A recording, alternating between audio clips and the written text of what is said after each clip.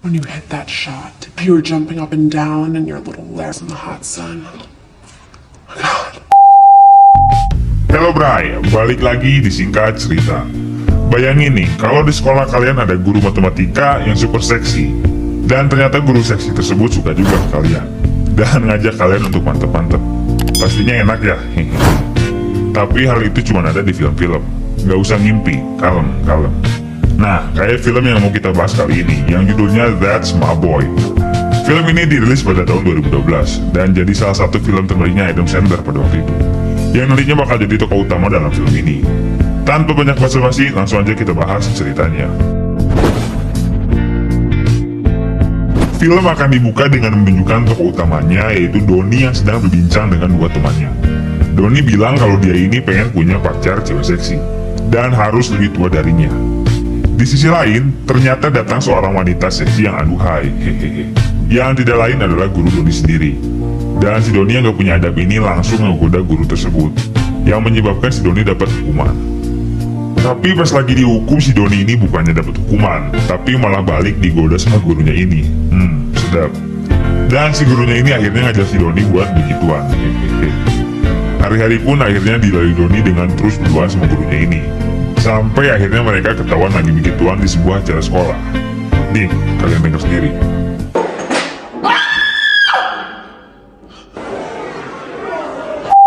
Anehnya si Donnie yang udah ketangkep bahasa ini bukannya dapat hukuman, tapi malah dapat sambutan meriah dari para temannya. Aja orang. Akhirnya karena perbuatannya tersebut, guru Donnie ini disidang dan dapat 30 tahun hukuman penjara. Tapi ternyata si guru Donnie ini udah hamil, dan gurunya ini nyuruh si Donnie untuk selalu ngejaga dan ngurusin anak mereka selagi dia di penjara. Singkat cerita, scene pun berpindah pada 30 tahun kemudian. Di sini kita dilihatin Donnie yang udah tumbuh dewasa dan memiliki kehidupan yang suram, pengangguran, dan punya banyak hutang. Dan di sini pun Donnie memiliki tunggakan pajak sebesar $50.000. Dan jika pajak tersebut nggak dibayar, Donnie ini bakal dipenjara dalam waktu 1 minggu lagi. Si Donnie yang kebingungan pun akhirnya curhat ke temannya, si penaris seksi ini. Seksi. Di sini temannya Donnie bilang ke Donnie untuk coba minta uang ke anaknya, yang sekarang udah tumbuh dewasa. Dan nama anaknya ini Han. Diceritain kalau anaknya Donnie ini sekarang udah sukses dan bakal nikah dalam waktu 1 minggu lagi. Di sini, Donnie sebenarnya udah gak mau untuk ketemu sama anaknya.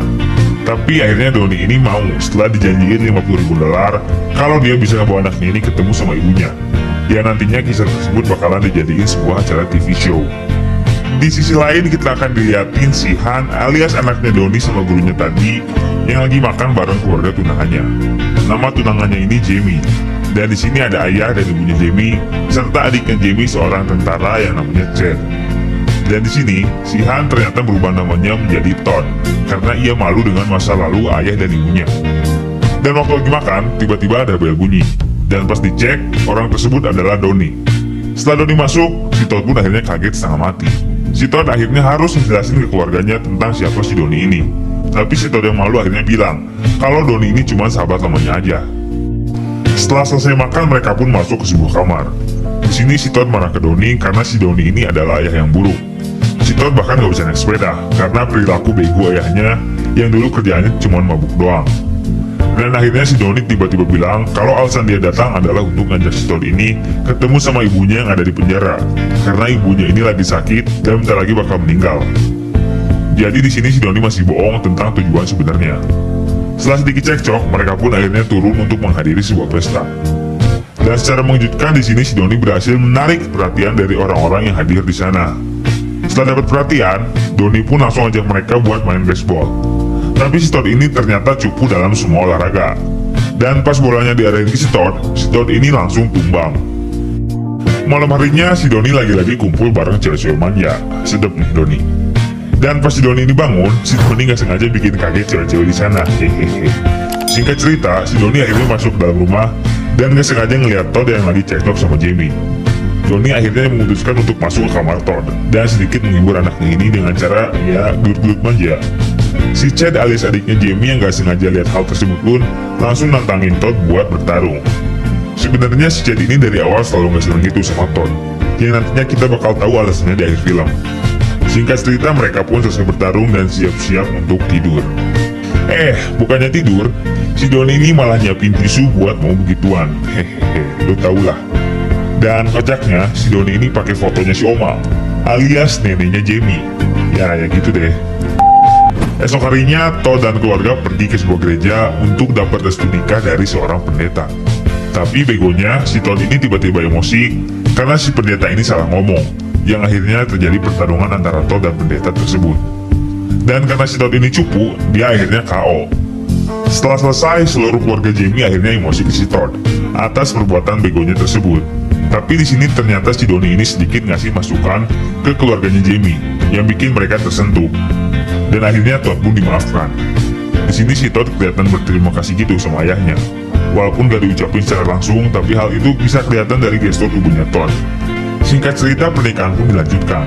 Dan kini mereka akan melangsungkan pesta bujang, alias pestanya cowok-cowok sebelum nikah. Tahu kan ya?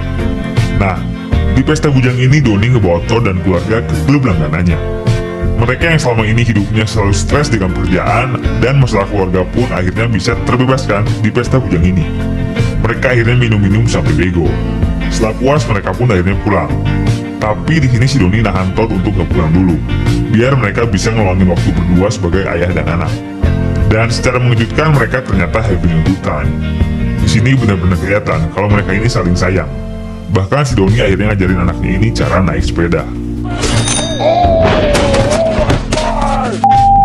Setelah sedikit berpesta, mereka pun akhirnya pulang. Dan ternyata, waktu si Doni ini mau tidur, dia udah ditunggu sama neneknya Jamie. Yang tadi fotonya dipakai Doni buat itulah, hehehe. Si neneknya Jamie pun ngegoda Doni buat... Dan maka terjadilah.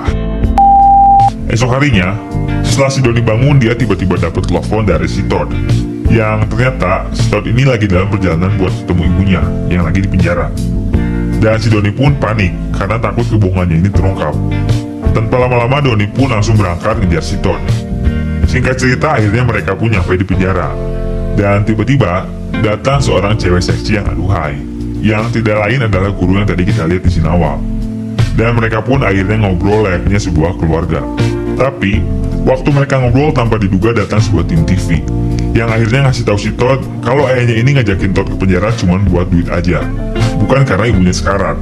Di sini Doni udah berusaha ngasih tahu Todd kalau dia bakal cancel duit TV itu karena dia benar-benar sayang sama Todd. Tapi si Todd yang udah terlanjur kecewa akhirnya pergi. Singkat cerita, si Doni pun akhirnya diusir dari rumahnya Todd. Tapi waktu Doni lagi beres-beres, dia nggak sengaja ngedengar suara Jamie yang lagi teleponan sama selingkuhannya. Nah, Doni yang gak mau anaknya ini diselingkuhin, akhirnya ngasih tahu si Todd kalau Jamie ini udah selingkuh. Sayangnya, Jamie ngakunya kalau yang dia telepon ini cuma wedding planner aja, yang ngurusin pesta nikahan mereka. Si Doni yang udah buat onar pun akhirnya benar-benar diusir dari situ. Si Doni yang hidupnya udah benar-benar hancur pun akhirnya nyusulin Jamie ke hotel, cuman buat minta maaf aja. Seenggaknya dia berharap bisa dimaafin deh. Tapi pas baru nyampe hotel, si Doni ini malah dengar suara sedep yang gak asing gitu. Nih, kalian denger deh. Si Doni yang penasaran akhirnya nyelinap masuk ke kamar tersebut. Tapi pas dilihat, si Jamie ini ternyata lagi sedep-sedep sama adiknya sendiri. Jijik sumpah. Di sini si Jamie beralasan kalau hal tersebut merupakan kebiasaan yang udah mereka lakuin sejak ABG. Nah, jadi ini alasan kenapa dari awal si Chad ini kelihatan gak suka gitu sama si Todd. Ternyata karena Doi cemburu. Tanpa banyak lama, akhirnya si Doni berniat kasih tahu Todd yang sebenarnya terjadi. Tapi akhirnya di sini si Jamie ngasih duit $50.000 biar si Doni ini bisa tutup mulut. Dan si Doni yang benar-benar lagi butuh duit pun akhirnya nerima aja tuh duit. Singkat cerita, pernikahan pun berlangsung. Dan di sisi lain kita diperlihatkan si Doni yang lagi merenung di rumahnya. Dan setelah dapat sedikit ilham, si Doni pun akhirnya memutuskan untuk nyusulin Todd ke pernikahannya dan ngasih tahu sebenarnya apa yang terjadi. Gak lama setelah itu, si Doni pun akhirnya nyampe di sana. Dan di sini Doni jujur ke semua orang kalau dia adalah ayahnya si Todd. Di sini pun si Doni sekaligus ngancam ke Jamie untuk ngasih tahu ke Todd tentang apa yang udah terjadi semalam, atau Doni bakal ngasih tahu ke semua orang di sana.